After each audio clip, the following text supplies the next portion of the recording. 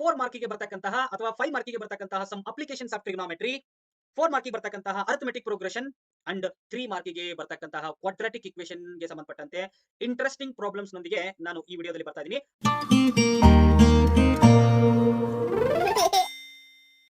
Hello hi welcome back to my channel. ಈ ವಿಡಿಯೋದಲ್ಲಿ ನಾನು ಸಮ್ ಅಪ್ಲಿಕೇಶನ್ಸ್ ಆಫ್ ಟ್ರಿಗೊನೋಮೆಟ್ರಿಗೆ ರಿಲೇಟೆಡ್ ಏನು ಶಿಪ್ ಗೆ ಸಂಬಂಧಪಟ್ಟಂತೆ ಒಂದು ಪ್ರಾಬ್ಲಮ್ ಅನ್ನು ತಗೊಂಡ್ಬಂದಿದ್ದೀನಿ. ಅಂಡ್ ಹಾಗೇನೆ ಎಪಿ ಮತ್ತೆ ಕ್ವಾಡ್ರಾಟಿಕ್ ಇಕ್ವೇಷನ್ ಗೆ ಸಂಬಂಧಪಟ್ಟಂತೆ ಕೆಲವೊಂದು ಇಂಟ್ರೆಸ್ಟಿಂಗ್ ಆಗಿರತಕ್ಕಂತ ಪ್ರಾಬ್ಲಮ್ಸ್ ಅನ್ನ ತಗೊಂಡ್ ಬಂದಿದ್ದೀನಿ. Let's start with the first question. Some applications of trigonometry ಇಂದ ಸ್ಟಾರ್ಟ್ ಮಾಡೋಣ. ಫಸ್ಟ್ ಕ್ವಶನ್ ಈ ತರ ಇದೆ ನೋಡಿ ಇಲ್ಲಿ. As observed from the top of A light house 100 meter above the sea level, the angle of depression of a ship sailing directly towards it changes from 30 degree to 60 degree. Determine the distance traveled by the ship during this period ಅಂತ ಒಂದು problem ಇದೆ ನೋಡಿ ಇಲ್ಲಿ. ಇಲ್ಲಿ 30 degree ಕೊಟ್ಟಿದ್ದಾರೆ, 30 degree to 60 degree change ಆಗುತ್ತಂತೆ. ಇಲ್ಲಿ ನೋಡ್ತಾ ಇದ್ದಾರೆ ನೀವು, ಒಂದು ಲೈಟ್ ಹೌಸ್ ಇದೆ. ಒಂದು ಲೈಟ್ ಹೌಸ್ ನ ಡಿಸ್ಟೆನ್ಸ್ ಅನ್ನ ಕೊಟ್ಟಿದ್ದಾರೆ, ಹೈಟ್ ಕೊಟ್ಟಿದ್ದಾರೆ. ಹೈಟ್, ಆ ಒಂದು ಲೈಟ್ ಹೌಸ್ ನ ಹೈಟ್ ಅನ್ನ ಕೊಟ್ಟಿದ್ದಾರೆ. ದಟ್ ಈಸ್ 100 ಮೀಟರ್ ಇಲ್ಲಿ ಮೆನ್ಷನ್ ಮಾಡಿದ್ದಾರೆ ನೋಡ್ರಿ ಇಲ್ಲಿ. Top of the light house ಇಂದ ಅಂದ್ರೆ ಇಲ್ಲಿಂದ, ಈ ಒಂದು ಪಾಯಿಂಟ್ ಇಂದ, top of the light house ಇಂದ ಈ ಇಲ್ಲಿ ಕಾಣಿಸ್ತಿದೆಯಲ್ಲ, ಶಿಪ್ ಕಾಣಿಸ್ತಿದೆಯಲ್ಲ, ಈ ಶಿಪ್ ಅನ್ನ ಅಬ್ಸರ್ವ್ ಮಾಡಿದಾಗ, ಹಿಂಗ್ ಅಬ್ಸರ್ವ್ ಮಾಡಿದಾಗ ಇಲ್ಲಿ ಆಂಗಲ್ ಆಫ್ ಡಿಪ್ರೆಷನ್ ಕೊಟ್ಟಿದ್ದಾರೆ. ಆಂಗಲ್ ಆಫ್ ಡಿಪ್ರೆಷನ್ ಇದೆಯಲ್ಲ, ಇದು 30 ಡಿಗ್ರಿ ಇರುತ್ತಂತೆ ಮುಂಚೆ. ಸೊ ಆಂಗಲ್ ಆಫ್ ಡಿಪ್ರೆಷನ್ ಇದೆಯಲ್ಲ, ಇದು 30 ಡಿಗ್ರಿ ಇರುತ್ತೆ. ಇಲ್ಲಿಂದ ಸ್ವಲ್ಪ ಚೇಂಜ್ ಆಗುತ್ತೆ. ಎಲ್ಲಿಗೆ ಚೇಂಜ್ ಆಗುತ್ತೆ ಅಂತಂದ್ರೆ 60 ಡಿಗ್ರಿ ಬರುತ್ತೆ. ಅದೇ ಆಂಗಲ್ ಆಫ್ ಡಿಪ್ರೆಷನ್ ಇದೇ ಪಾಯಿಂಟ್ ಇಂದ 60 ಡಿಗ್ರಿಗೆ ಚೇಂಜ್ ಆಗುತ್ತಂತೆ. ಅಂದ್ರೆ ಈ ಒಂದು ಶಿಪ್ ಇದೆಯಲ್ಲ, ಈ ಒಂದು ಪ್ಲೇಸ್ ನಿಂದ ಇನ್ನೊಂದು ಪ್ಲೇಸಿಗೆ ಮೂವ್ ಆಗುತ್ತೆ. ಆ ಪ್ಲೇಸಿಗೆ ಮೂವ್ ಆದ ತಕ್ಷಣ angle of elevation angle of depression ಇದೆಯಲ್ಲ, ಅದು 60 ಡಿಗ್ರಿಗೆ ಚೇಂಜ್ ಆಗುತ್ತಂತೆ. ಈ ತರ ಇಲ್ಲಿಗೆ ಮೂವ್ ಆದ್ಮೇಲೆ ಆಂಗಲ್ ಆಫ್ ಡಿಪ್ರೆಷನ್ ಇದೆಯಲ್ಲ ಇಲ್ಲಿ, ಇದು ನಿಂಗೆ ಅಬ್ಸರ್ವ್ ಮಾಡಿದಾಗ ಆಂಗಲ್ ಆಫ್ ಡಿಪ್ರೆಷನ್ ಏನಾಗುತ್ತೆ ಅಂತಂದ್ರೆ ಇಲ್ಲಿ 60 ಡಿಗ್ರಿ ಅಂತ ಬರುತ್ತೆ. ಸೊ ಈಗ ಕ್ವಶನ್ ಕೇಳಿದ್ದಾರೆ, ಇಲ್ಲಿಂದ ಇಲ್ಲಿಗೆ ಮೂವ್ ಆಯ್ತಲ್ಲ, ಇಲ್ಲಿಂದ ಇಲ್ಲಿ ಮೂವ್ ಆಗಿರ್ತಕ್ಕಂತಹ ಈ ಡಿಸ್ಟೆನ್ಸ್ ಅನ್ನ ಫೈಂಡ್ ಔಟ್ ಮಾಡ್ರಿ ಅಂತ ಕೇಳಿದ್ದಾರೆ. ಇದು ಕ್ವಶನ್. ಈ ಕ್ವಶನ್ ತಕ್ಕಂತೆ ಒಂದು ರಫ್ ಫಿಗರ್ ಅನ್ನ ನಾನು ಡ್ರಾ ಮಾಡ್ಕೋಬೇಕು. ಇಲ್ಲಿ ಎ ಬಿ ಅನ್ನೋದು ಇದೆಯಲ್ಲ, ಎ ಬಿ ಅನ್ನೋದು ಲೈಟ್ ಹೌಸ್ ಆಗಿದೆ. ಇದ್ರದ್ದು ಹೈಟ್ ಕೊಟ್ಟಿದ್ದಾರೆ 100 ಮೀಟರ್ ಅಂತಂದೇಳಿ ಮೆನ್ಷನ್ ಮಾಡಿದ್ದಾರೆ. ಸ್ಟಾರ್ಟಿಂಗ್ ಪಾಯಿಂಟ್ ಅಲ್ಲಿ ಡಿ ಹತ್ರ ಶಿಪ್ ಇತ್ತು, ಈ ಡಿ ಹತ್ರ ಇತ್ತು. ಇಲ್ಲಿಂದ ಇಲ್ಲಿಗೆ ಮೂವ್ ಆಗಿದೆ ಅಂದ್ರೆ ವೈ ಡಿಸ್ಟೆನ್ಸ್ ಅನ್ನ ನಾವು ಫೈಂಡ್ ಔಟ್ ಮಾಡಬೇಕು. ಇಲ್ಲಿಂದ ಇಲ್ಲಿ ಮೂವ್ ಆಗಿದೆ, ಸಿ ಹತ್ರ ಹೋಗಿದೆ. ಫಸ್ಟ್ ಗೆ ಆಂಗಲ್ ಆಫ್ ಎಲಿವೇಶನ್ ಇಲ್ಲಿತ್ತಲ್ಲ, ಇಲ್ಲಿ ಇದು 30 ಡಿಗ್ರಿ ಇತ್ತು. ಇಲ್ಲಿಂದ ಇಲ್ಲಿ ಮೂವ್ ಆದ ತಕ್ಷಣ 60 ಡಿಗ್ರಿ ಬರುತ್ತೆ ಅಂತ ಅರ್ಥ. ಎ ಇಂದ ಅಬ್ಸರ್ವ್ ಮಾಡಿದಾಗ ನಿಮಗೆ ಗೊತ್ತಿದೆ, ಇಲ್ಲಿ ಈ ಒಂದು ಆಂಗಲ್ ಈ ಆಂಗಲ್ ಸೇಮ್ ಆಗಿರುತ್ತೆ. ನಾನು ಇಲ್ಲಿ ಯಾಕೆ ತಗೊಂಡೆ ಅಂತಂದ್ರೆ ನಿಮ್ಗೆ ಗೊತ್ತಾಗ್ಬೇಕು. ಇಲ್ಲಿ ಪ್ಯಾರಲಲ್ ಲೈನ್ ಅನ್ನ ಡ್ರಾ ಮಾಡಿದೆ ಅಂತಂದ್ರೆ ಈ ಆಂಗಲ್ ಸೇಮ್ ಇರ್ತವೆ. ಅದಕ್ಕೆ ಇಲ್ಲಿ 30 ಡಿಗ್ರಿ ಬಂತು ಅಂತಂದ್ರೆ ಇಲ್ಲಿ ಕೂಡ 30 ಡಿಗ್ರಿ ಇರ್ತತಿ. ಅಂಡ್ ಇಲ್ಲಿ 60 ಡಿಗ್ರಿ ಬಂದಿದೆ ಅಂತಂದ್ರೆ ಇಲ್ಲಿ ಕೂಡ 60 ಡಿಗ್ರಿ ಇರುತ್ತೆ. ಇದು ನಿಮ್ಗೆ ಗೊತ್ತಿದೆ ಆಲ್ರೆಡಿ. ಹಾಗಾಗಿ ನಾವೀಗ ವೈ ವ್ಯಾಲ್ಯೂವನ್ನ ಫೈಂಡ್ ಔಟ್ ಮಾಡಬೇಕು. ವೈ ವ್ಯಾಲ್ಯೂವನ್ನ ಫೈಂಡ್ ಔಟ್ ಮಾಡಬೇಕು ಅಂತಂದ್ರೆ ನಮಗೆ ಡಿ ಬಿ ಡಿಸ್ಟೆನ್ಸ್ ಬೇಕಿದು, ಈ ಡಿಸ್ಟೆನ್ಸ್ ಬೇಕು, ಡಿ ಬಿ ಡಿಸ್ಟೆನ್ಸ್. ಈ ಡಿ ಬಿ ಡಿಸ್ಟೆನ್ಸ್ ನಲ್ಲಿ ಎಕ್ಸ್ ಡಿಸ್ಟೆನ್ಸ್ ಅನ್ನ ನಾವು ಸಬ್ಟ್ರಾಕ್ಷನ್ ಮಾಡಿದ್ರೆ ನಮಗೆ ವೈ ವ್ಯಾಲ್ಯೂ ಬರುತ್ತೆ. ಹಾಗಾಗಿ ವೈ ವ್ಯಾಲ್ಯೂವನ್ನ ಫೈಂಡ್ ಔಟ್ ಮಾಡಬೇಕು ಅಂತಂದ್ರೆ ನಾವೇನ್ ಮಾಡ್ಬೇಕು ಅಂದ್ರೆ ಫಸ್ಟ್ ಈ ಡಿ ಇಂದ ಬಿ ವರ್ಗು ಅಂದ್ರೆ ಎಕ್ಸ್ ಪ್ಲಸ್ ವೈ ಡಿಸ್ಟೆನ್ಸ್ ಅನ್ನ ಫೈಂಡ್ ಔಟ್ ಮಾಡ್ಕೋಬೇಕು. ಇಲ್ಲಿ ಏನು ಶಿಪ್ ಇಲ್ಲಿ ಸಿ ಹತ್ರ ಬರ್ತತಲ್ಲ, ಈ ಡಿಸ್ಟೆನ್ಸ್ ಅನ್ನ ನಾವು ಎಕ್ಸ್ ಅಂತ ಕನ್ಸಿಡರ್ ಮಾಡ್ಕೊಂಡಿವಿ. ಅಂಡ್ ಈ ಡಿಸ್ಟೆನ್ಸ್ ಅನ್ನ ವೈ ಅಂತ ಕನ್ಸಿಡರ್ ಮಾಡ್ಕೊಂಡಿವಿ. ಈಗ ನಮಗೆ ವೈ ವ್ಯಾಲ್ಯೂ ಬೇಕು ಅಂತ ಅನ್ನೋದಾದ್ರೆ, ಡಿ ಸಿ ವ್ಯಾಲ್ಯೂ ಬೇಕು ಅನ್ನೋದಾದ್ರೆ, ಡಿ ಬಿ ನಲ್ಲಿ ಈ ಸಿ ಬಿ ಅನ್ನ ಸಬ್ಟ್ರಾಕ್ಷನ್ ಮಾಡಿದ್ರೆ, ಡಿ ಬಿ ನಲ್ಲಿ ಸಿ ಬಿ ಸಬ್ಟ್ರಾಕ್ಷನ್ ಮಾಡಿದ್ರೆ ನಮಗೆ ವೈ ವ್ಯಾಲ್ಯೂ ಬರುತ್ತೆ. ಹಾಗಾಗಿ ನಮ್ಮ ಉದ್ದೇಶ ಏನಾಗಬೇಕು ಅಂತಂದ್ರೆ ಫಸ್ಟ್ ಡಿ ಬಿ ವ್ಯಾಲ್ಯೂವನ್ನ ಫೈಂಡ್ ಔಟ್ ಮಾಡ್ಕೋಬೇಕು. ಡಿ ಬಿ ವ್ಯಾಲ್ಯೂವನ್ನ ಫೈಂಡ್ ಔಟ್ ಮಾಡ್ಕೋಬೇಕು ಅಂತಂದ್ರೆ ಫಸ್ಟ್ ಒಂದು ದೊಡ್ಡ ಟ್ರಯಾಂಗಲ್ ಕಾಣಿಸ್ತಿದೆಯಲ್ಲ, ಡಿ ಬಿ ಎ ಅನ್ನೋ ಒಂದು ದೊಡ್ಡ ಟ್ರಯಾಂಗಲ್ ಕಾಣಿಸ್ತಿದೆಯಲ್ಲ, ಈ ಟ್ರಯಾಂಗಲ್ ಗೆ ಫಸ್ಟ್ ನಾವೇನ್ ಮಾಡ್ಬೇಕು ಅಂತಂದ್ರೆ ಅಪೋಸಿಟ್ ನೋಡ್ರಿ, ಇಲ್ಲಿ ಥೀಟಾ ವ್ಯಾಲ್ಯೂ ಕೊಟ್ಟಿದ್ದಾರೆ ಅಂದ್ರೆ ಇದು ಅಪೋಸಿಟ್ ಮತ್ತೆ ಅಡ್ಜಸೆಂಟ್, ಇದು ಬೇಕಾಗಿದೆ, ಇದನ್ನ ಅವ್ರು ಕೊಟ್ಟಿದ್ದಾರೆ. ಅಪೋಸಿಟ್ ಸೈಡ್ ಅನ್ನ ಕೊಟ್ಟಿದ್ದಾರೆ, ಅಡ್ಜಸೆಂಟ್ ಸೈಡ್ ಅನ್ನ ನಮಗೆ ಬೇಕಾಗಿದೆ. ಹಂಗಾಗಿ ಇನ್ ಟ್ರಯಾಂಗಲ್, ಯಾವ ಟ್ರಯಾಂಗಲ್ ಅದು ಅಂದ್ರೆ in triangle D B A, D B A ಅನ್ನೋ ಈ ಟ್ರಯಾಂಗಲ್ ಅಲ್ಲಿ ಟ್ಯಾನ್ ಅನ್ನ ಅಪ್ಲೈ ಮಾಡಬೇಕು. ಟ್ಯಾನ್ ಡೈರೆಕ್ಟ್ ಬರಿತೀನಿ, tan 30 degree tan 30 degree tan theta is equal to opposite ಅಂತಂದ್ರೆ ಎ ಬಿ ವ್ಯಾಲ್ಯೂ ಕೊಟ್ಟಿದ್ದಾರೆ 100 ಅಂತ ಬರಿತೀನಿ ಡಿವೈಡೆಡ್ ಬೈ ಅಡ್ಜಸೆಂಟ್ ಅಂತಂದ್ರೆ ನೋಡ್ರಿ ಇಲ್ಲಿ ಡಿ ಇಂದ ಬಿ ವರೆಗೂ ತಗೋಬೇಕು ಅಂತಂದ್ರೆ y ಪ್ಲಸ್ ಎಕ್ಸ್ ಅನ್ನ ಆಡ್ ಮಾಡಬೇಕು. ಅದನ್ನ ನಾನು ಹಿಂಗ್ ಬರ್ಕೊಳ್ತೀನಿ x plus y, x distance ಮತ್ತೆ y ಡಿಸ್ಟೆನ್ಸ್ ಅನ್ನ ಆಡ್ ಮಾಡಿದ್ರೆ ನಮಗೆ ಡಿ ಬಿ ಬರುತ್ತೆ, ಅಡ್ಜಸೆಂಟ್ ಸೈಡ್ ಬರುತ್ತೆ. ಈ ಒಂದು 30 ಡಿಗ್ರಿಗೆ ಅಡ್ಜಸೆಂಟ್ ಸೈಡ್ ಬರುತ್ತೆ. ಹಂಗಾಗಿ tan 30 degree is equal to 100 by x plus y ಅಂತ ಬರ್ಕೊಂತೀವಿ. ಅಂಡ್ ಟ್ಯಾನ್ 30 ಡಿಗ್ರಿ ವ್ಯಾಲ್ಯೂ ಗೊತ್ತಾಯ್ತು ನಮಗೆ 1/√3 ಅಂತ ಬರ್ಕೊಳ್ತೀವಿ. This is equal to 100 divided by x plus y ಅಂತ ಬರ್ಕೊಳ್ತೀವಿ. ಕ್ರಾಸ್ ಮಲ್ಟಿಪ್ಲಿಕೇಶನ್ ಮಾಡಿದಾಗ ನಮಗೆ x plus y is equal to 100√3 ಅಂತ ಬಂದಿದೆ. ಇದು ಇಕ್ವೇಶನ್ ನಂಬರ್ 1. ಅಂಡ್ ಇನ್ನೊಂದು ಟ್ರಯಾಂಗಲ್ ಯಾವುದು, ನಾವು ಎಕ್ಸ್ ಅನ್ನ ಸಬ್ಟ್ರಾಕ್ಷನ್ ಮಾಡ್ಬೇಕಲ್ಲ, ಅದಕ್ಕೋಸ್ಕರ ಇನ್ನೊಂದು ಟ್ರಯಾಂಗಲ್ ಸಿ ಎ ಬಿ ಅನ್ನೋ ಇನ್ನೊಂದು ಟ್ರಯಾಂಗಲ್ ನಲ್ಲಿ ಟ್ರಯಾಂಗಲ್ ಸಿ ಎ ಬಿ ನಲ್ಲಿ ಈ ಒಂದು ಟ್ರಯಾಂಗಲ್ ಅಲ್ಲಿ ಟ್ಯಾನ್ 60 ಡಿಗ್ರಿ ಅಪ್ಲೈ ಮಾಡಬೇಕು. Tan 60 degree this is equal to opposite ಅಂದ್ರೆ 100, ಅಡ್ಜಸೆಂಟ್ ಅಂದ್ರೆ ಎಕ್ಸ್ ಅಂತ ತಗೊಂಡಿದೀವಿ. ದೇರ್ ಫೋರ್ ಅಪೋಸಿಟ್ ಅಂತಂದ್ರೆ 100 ಡಿವೈಡೆಡ್ ಬೈ ಇಲ್ಲಿ ಅಡ್ಜಸೆಂಟ್ ಸೈಡ್ ಅನ್ನ ಎಕ್ಸ್ ಅಂತ ಕನ್ಸಿಡರ್ ಮಾಡ್ಕೊಳ್ತೀವಿ. ದೆನ್ ಇಲ್ಲಿ ಟ್ಯಾನ್ 60 ಡಿಗ್ರಿ ವ್ಯಾಲ್ಯೂ ಏನು √3 is equal to 100 divided by x ಅಂತ ಬರಿತೀವಿ. ಕ್ರಾಸ್ ಮಲ್ಟಿಪ್ಲಿಕೇಶನ್ ಮಾಡಿದಾಗ ಎಕ್ಸ್ ಇಸ್ ಈಕ್ವಲ್ ಟು ಏನಾಗುತ್ತೆ ಅಂತಂದ್ರೆ x is equal to 100 divided by √3 ಅಂತ ಬರುತ್ತೆ. ಇದು ಇಕ್ವೇಶನ್ ನಂಬರ್ 2. ಇದು ಇಕ್ವೇಶನ್ ನಂಬರ್ 1 ಐತೆ, ಇಕ್ವೇಶನ್ ನಂಬರ್ 2 ಐತೆ. ಅಂದ್ರೆ ಇಲ್ಲಿ ಎಕ್ಸ್ ವ್ಯಾಲ್ಯೂ ಅನ್ನ ನಾವು ಆಲ್ರೆಡಿ ಫೈಂಡ್ ಔಟ್ ಮಾಡಿದೀವಿ. ನಮಗೆ ಬೇಕಾಗಿರತಕ್ಕಂಥದ್ದೇ ಅದು. ಇಲ್ಲಿ ಡಿಬಿ ನಲ್ಲಿ ಅಂದ್ರೆ ಡಿಬಿ ನಲ್ಲಿ ಸಿಬಿ ಅನ್ನ ಎಕ್ಸ್ ವ್ಯಾಲ್ಯೂ ಅನ್ನ ಸಬ್ಟ್ರಾಕ್ಷನ್ ಮಾಡಿದ್ರೆ ನಮಗೆ ವೈ ವ್ಯಾಲ್ಯೂ ಬರುತ್ತೆ. ಸೊ ದೇರ್ ಫೋರ್ ಈ ಎಕ್ಸ್ ವ್ಯಾಲ್ಯೂ ಅನ್ನ ತಗೊಂಡೋಗಿ ಇಲ್ಲಿ ಹಾಕಿದಾಗ ಅವಾಗ ನಮಗೆ ವೈ ವ್ಯಾಲ್ಯೂ ಬರುತ್ತೆ. So therefore x is equal to 100 divided by √3 this plus y this is equal to 100√3 ಅಂತ ಬರೆಯೋಣ. ನಮಗೆ ವೈ ವ್ಯಾಲ್ಯೂ ಬೇಕು, ಅದು ಇಲ್ಲೇ ಇರಲಿ. ಈ ಕಡೆಯಿಂದ ಈ ಕಡೆ ಶಿಫ್ಟ್ ಮಾಡ್ಬಿಡೋಣ, ನಮಗೆ ವೈ ವ್ಯಾಲ್ಯೂ ಬರುತ್ತೆ. Therefore y is equal to 100√3 minus 100 divided by √3 ಅಂತ ಬರೆಯೋಣ. ಇಲ್ಲಿ ಕಾಮನ್ ಫ್ಯಾಕ್ಟರ್ 100√3, ಇಲ್ಲಿ 100 ಇಲ್ಲಿ 100 ಇರೋದ್ರಿಂದ 100 ಅನ್ನ ಹೊರಗಡೆ ತೆಗೆದೆ ಅಂತಂದ್ರೆ √3 ಮೈನಸ್ 1 ಡಿವೈಡೆಡ್ ಬೈ √3 ಅಂತ ಬರುತ್ತೆ. ಇದನ್ನ ಸಿಂಪ್ಲಿಫೈ ಮಾಡೋಣ. 100 ಇಂಟು √3 ಇಂಟು √3 ಅಂತಂದ್ರೆ √3 ಹೋಲ್ ಸ್ಕ್ವೇರ್, ಮೈನಸ್ 1 ಅಂತಂದ್ರೆ 2 ಬರಿತೀನಿ, ಡೈರೆಕ್ಟ್ ಬರಿತೀನಿ. ಇಲ್ಲಿ 2 ಬರುತ್ತೆ. 2 ಡಿವೈಡೆಡ್ ಬೈ ಕೆಳಗಡೆ √3.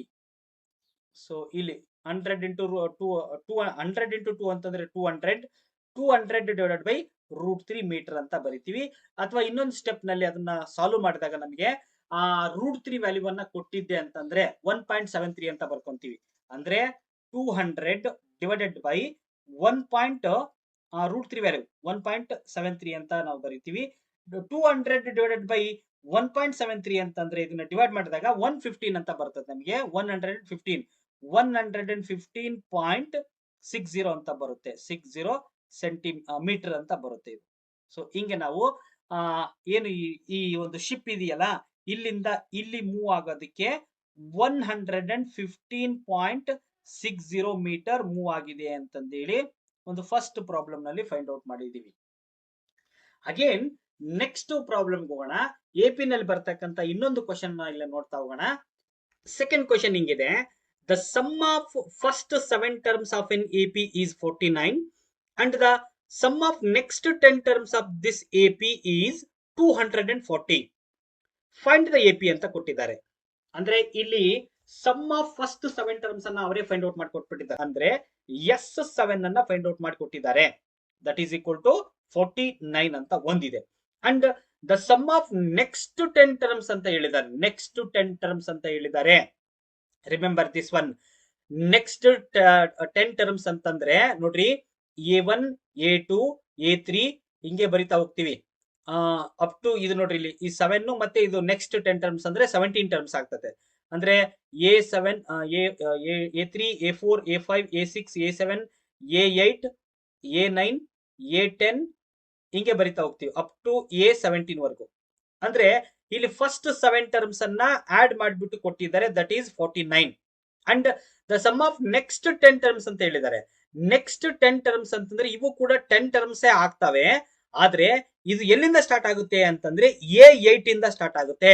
ನಾವಿಲ್ಲಿ SN ಫಾರ್ಮುಲಾ ಬರೀತೀವಲ್ಲ, ಇದು ಸಮ್ ಆಫ್ n 7 ಟರ್ಮ್ಸ್ ಅಂತಂದ್ರೆ n divided by 2 into 2a plus n minus 1 into d. This is equal to 49 ಅಂತ ಬರ್ಕೊಂತೀವಿ ಇದ್ರ ವ್ಯಾಲ್ಯೂ. ಅಂದ್ರೆ n ಇರೋ ಜಾಗದಾಗ ಏನ್ ಬರ್ತೀವಿ ಅಂತಂದ್ರೆ 7 ಹಾಕ್ತಿವಿ. So 7 divided by 2 into 2a place ನಲ್ಲಿ 2a ಹಂಗೆ ಬರ್ಕೊಂತೀವಿ, ಯಾಕಂದ್ರೆ ಫಸ್ಟ್ ಟರ್ಮ್ ಇದು, ಅದಕ್ಕೋಸ್ಕರ 2a ಹಂಗ ಬರ್ಕೊಂತೀವಿ. ಪ್ಲಸ್ n ಅಂತಂದ್ರೆ ಇಷ್ಟು 7 ನಲ್ಲಿ 1 ಸಬ್ಟ್ರಾಕ್ಷನ್ ಮಾಡಿದ್ರೆ, ಯಾಕಂದ್ರೆ ಇಲ್ಲಿ n ಜಾಗದಾಗ 7 ಹಾಕ್ಬೇಕಲ್ಲ, ಅದಕ್ಕೋಸ್ಕರ 7 ನಲ್ಲಿ 1 ಸಬ್ಟ್ರಾಕ್ಷನ್ ಮಾಡಿದ್ರೆ 6d ಅಂತ ಬರುತ್ತೆ. ಇದು ನಂಗೆ ಡೈರೆಕ್ಟ್ ಬರೀತೀನಿ. ದಿಸ್ ಇಸ್ ಈಕ್ವಲ್ ಟು 49 ಅಂತ ಬರೀತೀನಿ. ಇಲ್ಲಿ 7 1 7 7 ಕ್ಯಾನ್ಸಲ್ ಆಗುತ್ತೆ. ಈ 2 ಅನ್ನೋದು ಇದ್ರ ಜೊತೆ ಮಲ್ಟಿಪ್ಲಿಕೇಶನ್ ಆಗಿ ಹೋಗ್ಬಿಡುತ್ತೆ. Therefore 2a plus 6d this is equal to 7 2 14 ಅಂತ ಬರುತ್ತೆ. This is equation number 1. Then ಇಲ್ಲಿ ನೋಡ್ರಿ, ಇಲ್ಲಿ ಕೂಡ ಸೇಮ್ ಒಂದು ಡಾಟಾ ಕೊಟ್ಟಿದ್ದಾರೆ. ಇಲ್ಲಿ S10 ಅಂತಾನೆ ಬರ್ಕೊಳ್ತೀವಿ. S10 ಇಸ್ ಈಕ್ವಲ್ ಟು ಎಷ್ಟು ಕೊಟ್ಟಿದ್ದಾರೆ, 240 ಅಂತ ಕೊಟ್ಟಿದ್ದಾರೆ. 240 ಇಲ್ಲಿ ಬರಿಬೇಕಾದ್ರೆ ಸ್ವಲ್ಪ ಹುಷಾರಾಗಿರ್ಬೇಕು. ನೆಕ್ಸ್ಟ್ 10 ಟರ್ಮ್ಸ್ ಅಂತ ಕೇಳಿರೋದ್ರಿಂದ S7 ವರೆಗೂ ನಾವು ಫಸ್ಟ್ ಟರ್ಮ್ ಅನ್ನ ಎ ಅಂತ ಕನ್ಸಿಡರ್ ಮಾಡಿದೀವಿ. ಇಲ್ಲಿ n/2 ಅಂದ್ರೆ 10/2 ಡೈರೆಕ್ಟ್ ಬರೀತೀನಿ. 10/2 ಇಂಟು 2a 2 ಪ್ಲೇಸ್ ನಲ್ಲಿ 2 ಹಂಗೆ ಬರೆದು ಎ ಪ್ಲೇಸ್ ನಲ್ಲಿ ನಾವು A8 ಬರಿಬೇಕಾಗುತ್ತೆ. ಯಾಕಂದ್ರೆ ಇಲ್ಲಿ ಸ್ಟಾರ್ಟ್ ಆಗೋದು A8 ಇಂದ, ಹಂಗಾಗಿ ಇದನ್ನ A8 ಅಂತ ಬರಿಬೇಕು. 2 ಇಂಟು A8 ಪ್ಲಸ್ ರಿಮೈನಿಂಗ್ ಎಲ್ಲ ಸೇಮ್. n-1 ಅಂತಂದ್ರೆ ಅದು 10 - 1 ಅಂತಂದ್ರೆ 90 ಅಂತ ಬರುತ್ತೆ. ಡೈರೆಕ್ಟ್ ಬರೀತೀನಿ. This is equal to how much, 240. ಇಲ್ಲಿ 10 1 10 24 ಕ್ಯಾನ್ಸಲ್ ಮಾಡ್ತೀನಿ. ದೆನ್ ಈ 2 ಅನ್ನೋದು ಇದ್ರ ಜೊತೆ ಮಲ್ಟಿಪ್ಲಿಕೇಶನ್ ಆಗಿ ಹೋಗ್ಬಿಡುತ್ತೆ. ಇಲ್ಲಿ ನೋಡ್ರಿ, 2 ಪ್ಲೇಸ್ ನಲ್ಲಿ 2 ಹಂಗೆ ಬರೆಯೋಣ. A8 ಅಂದ್ರೆ ಏನಂತ ಬರ್ಕೊಂತೀವಿ ನಾವು, A ಪ್ಲಸ್ 7d ಅಂತ ಬರ್ಕೊಂತೀವಿ. ಅಂಡ್ ಪ್ಲಸ್ ಇಲ್ಲಿ 90 ಐತೆ, 90 ಅನ್ನ ಹಂಗೆ ಬರ್ಕೊಳ್ಳೋಣ. ದಿಸ್ ಇಸ್ ಈಕ್ವಲ್ ಟು 24 2 48 ಅಂತ ಬರುತ್ತೆ. ಇದನ್ನ ಹಂಗೆ ಬರ್ಕೊಳ್ಳೋಣ. ದೆನ್ 2 ಇಂಟು a ಅಂತಂದ್ರೆ 2a ಪ್ಲಸ್ 7 2 14 ಆಗುತ್ತೆ. 14d plus 9d this is equal to 48. And ಇಲ್ಲಿ 14d ಗೆ 9d ಅನ್ನ ಆಡ್ ಮಾಡಿದ್ರೆ 23d ಅಂತ ಬರುತ್ತೆ. 2a plus 23d this is equal to 48. ಇದು ಇಕ್ವೇಶನ್ ನಂಬರ್ 2. ಇಕ್ವೇಶನ್ ನಂಬರ್ 1 ಮತ್ತೆ 2 ಬೈ ಎಲಿಮಿನೇಷನ್ ಮೆಥಡ್ ಅಲ್ಲಿ ಸಾಲ್ವ್ ಮಾಡಿದಾಗ ನಮಗೆ ಅಂದ್ರೆ 2a plus 23d is equal to 48. ಇದನ್ನ 2a ಪ್ಲಸ್ 6d ಸಬ್ಟ್ರಾಕ್ಷನ್ ಮಾಡಿ ದಟ್ ಈಸ್ ಈಕ್ವಲ್ ಟು 14 ಅಂತಂದು ಹೇಳೈತಲ್ಲ, ಇದನ್ನ ಸಬ್ಟ್ರಾಕ್ಷನ್ ಮಾಡಿದ್ರೆ ಮೈನಸ್ ಆಗುತ್ತೆ, ಇದು ಮೈನಸ್ ಆಗುತ್ತೆ, ಇದು ಮೈನಸ್ ಆಗುತ್ತೆ, ಕ್ಯಾನ್ಸಲ್ ಮಾಡ್ತೀವಿ. 23 ನಲ್ಲಿ 6 ಸಬ್ಟ್ರಾಕ್ಷನ್ ಮಾಡಿದ್ರೆ 17d ಅಂತ ಬರ್ತತಿ. ಇದರಲ್ಲಿ ಸಬ್ಟ್ರಾಕ್ಷನ್ ಮಾಡಿದ್ರೆ 34 ಅಂತ ಬರುತ್ತೆ. 17 1 17 2 therefore d is equal to 2 ಅಂತ ಬಂತು. ಡಿ ವ್ಯಾಲ್ಯೂವನ್ನ ನಾವು ಫೈಂಡ್ ಔಟ್ ಮಾಡಿದೀವಿ. ಈ ಡಿ ವ್ಯಾಲ್ಯೂವನ್ನ ನಾವು ಯಾವ್ದಾದ್ರು ಒಂದು ಇಕ್ವೇಶನ್ ಅಲ್ಲಿ ಸಬ್ಸ್ಟಿಟ್ಯೂಟ್ ಮಾಡಿದಾಗ, ಡಿ ವ್ಯಾಲ್ಯೂವನ್ನ ಯಾವ್ದಾದ್ರು ಒಂದು ಇಕ್ವೇಶನ್ ಸಬ್ಸ್ಟಿಟ್ಯೂಟ್ ಮಾಡಿದಾಗ ನಮಗೆ ಎ ವ್ಯಾಲ್ಯೂ ಬರುತ್ತೆ. ನಾನು ಇಲ್ಲಿ ಫಸ್ಟ್ ಇಕ್ವೇಶನ್ ಹಾಕ್ತೀನಿ.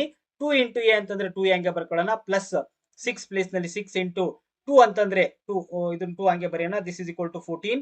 Then 2a plus 12 6 2 12 12 is equal to 14 ಅಂತ ಬರೆಯೋಣ. ಈ 12 ಅನ್ನ ಆ ಕಡೆ ಶಿಫ್ಟ್ ಮಾಡಿದಾಗ ಮೈನಸ್ ಆಗುತ್ತೆ. 2a this is equal to 14 ನಲ್ಲಿ 12 ಸಬ್ಟ್ರಾಕ್ಷನ್ ಮಾಡಿದ್ರೆ 2 ಅಂತ ಬರುತ್ತೆ. 2 1 ಕ್ಯಾನ್ಸಲ್ ಆಗಿ a ಇಸ್ ಈಕ್ವಲ್ ಟು ಎಷ್ಟು ಬರುತ್ತೆ, 1 ಅಂತ ಬರುತ್ತೆ. So a is equal to 1 and d common difference d is equal to 2 ಅಂತ ಬಂದಿದೆ. ಸೊ AP ಫೈಂಡ್ ಔಟ್ ಮಾಡ್ಬೇಕಾದ್ರೆ ನಮ್ಗೆ ಗೊತ್ತಿದೆ a plus d and a plus 2d ಹಿಂಗೆಲ್ಲ ಬರಿತಾ ಹೋಗ್ತೀವಿ. ದೆನ್ a ವ್ಯಾಲ್ಯೂ ಎಷ್ಟು 1. ದೆನ್ a ಗೆ d ಆಡ್ ಮಾಡಿದ್ರೆ 1 ಗೆ 2 ಆಡ್ ಮಾಡಿದ್ರೆ 3 ಬರುತ್ತೆ. Second term is 3. ಇವೆರಡು ಟರ್ಮ್ಸ್ ಬಂತು ಅಂತಂದ್ರೆ ನೆಕ್ಸ್ಟ್ ಟರ್ಮ್ಸ್ ಅನ್ನ ನೀವು ಈಸಿಯಾಗಿ ಫೈಂಡ್ ಔಟ್ ಬರಿತಾ ಹೋಗ್ಬೋದು. That is 1 3 5 7. ಸೊ ಇದು ನಾವು ನಮಗೆ ಬೇಕಾಗಿರತಕ್ಕಂತಹ AP. ಹಿಂಗೆ ನಾವು AP ಗೆ ಒಂದು ಅಪ್ಲೈಡ್ ಕ್ವೆಶ್ಚನ್ ಅನ್ನ ಸಿಂಪಲ್ ಆಗಿ ಸಾಲ್ವ್ ಮಾಡೋದನ್ನ ನೋಡಿದ್ವಿ. ನೆಕ್ಸ್ಟ್ ಪ್ರಾಬ್ಲಮ್ ಕ್ವಾಡ್ರಾಟಿಕ್ ಇಕ್ವೇಶನ್ ಗೆ ಸಂಬಂಧಪಟ್ಟಂತ ಒಂದು next. The sum of two numbers is 34. If 3 is subtracted from one number and 2 is added to the other number, then their product is 260. Find the two numbers ಅಂತ mention ಮಾಡಿದ್ದಾರೆ. 2 numbers ಇದಾವೆ, 2 numbers ಇದಾವೆ. ಆ 2 numbers ಅನ್ನ ನಾವು ಇಲ್ಲಿ ಬರಿತಾ ಹೋಗೋಣ. ಅಂದ್ರೆ ಫಸ್ಟ್ ನೇದು ಗೊತ್ತಿಲ್ಲ ನಮಗೆ. Let the first number B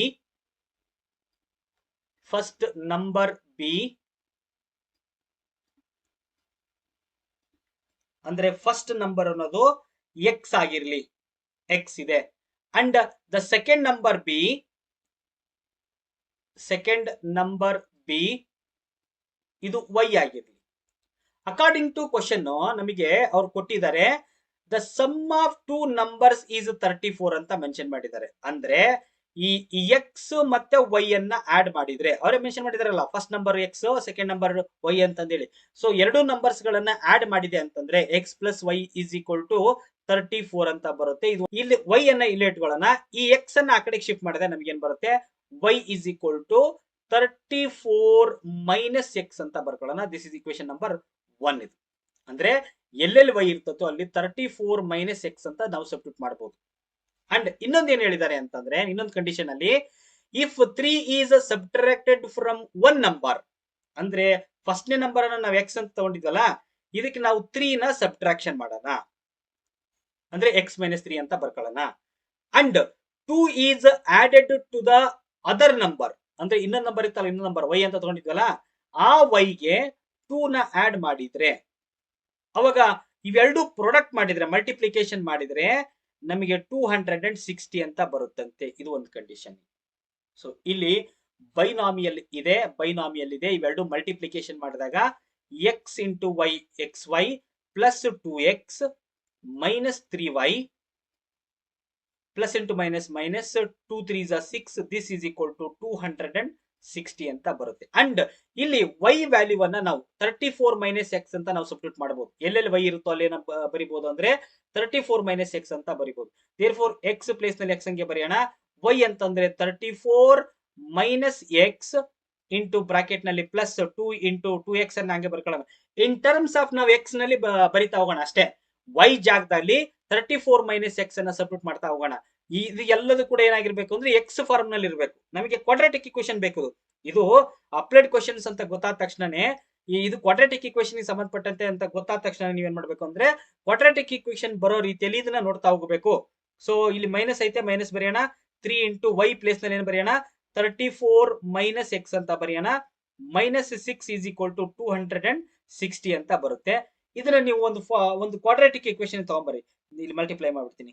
34 into x ಅಂತಂದ್ರೆ 34x minus x square plus 2x minus 34ಗೆ ನಾವು 3 ಅನ್ನ ಮಲ್ಟಿಪ್ಲೈ ಮಾಡಿದ್ರೆ 102 ಅಂತ ಬರುತ್ತೆ. 102 minus plus into minus minus ಅಂದ್ರೆ ಪ್ಲಸ್ ಆಗುತ್ತೆ. 3x minus 6 is equal to 260. ಇದನ್ನ ನೀವು ಕ್ವಾಡ್ರಾಟಿಕ್ ಇಕ್ವೇಶನ್ ತಗೊಂಬರ್ರಿ. ಕ್ವಾಡ್ರಾಟಿಕ್ ಇಕ್ವೇಶನ್ ತಗೊಂಬಂದಾಗ ಏನಾಗುತ್ತೆ ಅಂತಂದ್ರೆ ಇಲ್ಲಿ ಡೈರೆಕ್ಟ್ ಬರೀತೆ ನಾನು, x square minus 39x plus 368, this is equal to 0 ಅಂತ ಬರುತ್ತೆ.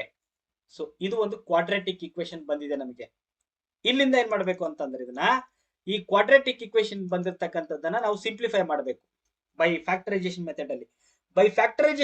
ಇದನ್ನ ಸಿಂಪ್ಲಿಫೈ ಮಾಡಿದಾಗ ನಾನು ಡೈರೆಕ್ಟ್ ಆಗಿ ಬರೀತೀನಿ, x square minus 23x minus 16x plus 368 is equal to 0. ಇವೆರಡರಲ್ಲಿ ಕಾಮನ್ ಫ್ಯಾಕ್ಟರ್ ತೆಗಿರಿ. ದೆನ್ ಎಕ್ಸ್ ನಲ್ಲಿ ಎಕ್ಸ್ ಮೈನಸ್ 23 ಅಂತ ಬರುತ್ತೆ. ಅಂಡ್ ಇಲ್ಲಿ ಕೂಡ ಎಕ್ಸ್ ಮೈನಸ್ 23 ಅಂತ ಬರುತ್ತೆ. ಇಲ್ಲಿ ನಂಬರ್ ಬರುತ್ತೆ, ದಟ್ ಈಸ್ 16. ಅಂದ್ರೆ ಸೊ ಎಕ್ಸ್ ಮೈನಸ್ 23 ಅನ್ನೋದು ಒಂದು, this is equal to 0. And x minus 16 is equal to 0 ಅಂತ ಒಂದು. Therefore x is equal to ಎಷ್ಟು ಬರುತ್ತೆ ಅಂತಂದ್ರೆ 23 ಬರುತ್ತೆ. ಅಂಡ್ ಇನ್ನೊಂದು ಎಕ್ಸ್ ಈಸ್ ಈಕ್ವಲ್ ಟು 16 ಅಂತ ಬರುತ್ತೆ. 2 ನಂಬರ್ಸ್ ಬರ್ತವೆ. ಅಂದ್ರೆ ಫಸ್ಟ್ನೇದನ್ನ ನಾವು 23 ಅಂತ ಕನ್ಸಿಡರ್ ಮಾಡಿದ್ರೆ, ಸೆಕೆಂಡ್ ಏನಾಗುತ್ತೆ ಅಂದ್ರೆ ಅದನ್ನ ಇಲ್ಲಿ ಇಕ್ವೇಶನ್ ಈ ಒಂದು ಇಕ್ವೇಶನ್ ನಂಬರ್ 1 ನಲ್ಲಿ ಸಬ್ಸ್ಟಿಟ್ಯೂಟ್ ಮಾಡಿದಾಗ ವೈ ವ್ಯಾಲ್ಯೂ 16 ಅಂತ ಬರುತ್ತೆ. ಇನ್ ಕೇಸ್ ನಾವು ಫಸ್ಟ್ನೇ ನಂಬರ್ ಅನ್ನ 16 ಅಂತ ತಗೊಂಡೆ ಅಂತಂದ್ರೆ ವೈ ವ್ಯಾಲ್ಯೂ ಏನು ಬರ್ತತಿ ಅಂದ್ರೆ 23 ಬರ್ತತಿ. ಹೀಗೆ ನಾವು ಫಸ್ಟ್ ನಂಬರ್ ಅನ್ನ 23 ಅಂಡ್ 16 ಅಂತ ಬರಿಬಹುದು, ಅಥವಾ 16 23 ಅಂತನ ಆದ್ರೂ ಬರಿಬಹುದು. ಸೊ ಇಲ್ಲಿಗೆ 3 ಪ್ರಾಬ್ಲಮ್ ಅನ್ನ ನೋಡಿದೀವಿ. ಮುಂದಿನ ವಿಡಿಯೋದಲ್ಲಿ ಮತ್ತೆ ನಾನು ಅಪ್ಲೈಡ್ ಕ್ವೆಶ್ಚನ್ಸ್ ಅನ್ನ ತಗೊಂಡ್ಬರ್ತೀನಿ. Thank you all. Thank you.